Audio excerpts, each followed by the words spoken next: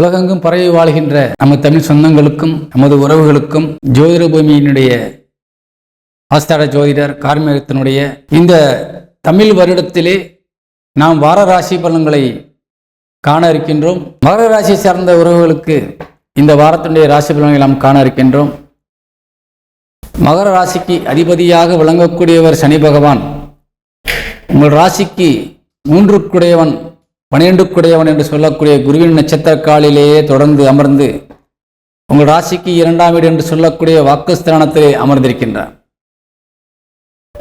இப்பொழுது மிக முக்கியமாக உங்கள் தொழிற்சானாதிபதி 10க்குடையவன் என்று சொல்லக்கூடிய சுக்கிரன்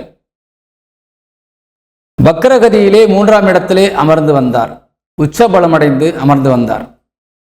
அதனால் தொழிலிலே சில போட்டிகள், பொறாமைகள், தொழிலே சாதிக்கின்ற பொழுது நீங்கள் வருகின்ற இடையூறுகள், சிலருக்கு தொழில் செய்ய முடியாத சூழ்நிலை, இப்படி பல வகையிலே நீங்கள் பல இன்னல்களை அனுபவித்து வந்தாலும் அவர்களுக்கெல்லாம் ஒரு முற்றுப்புள்ளி வைத்தார் போல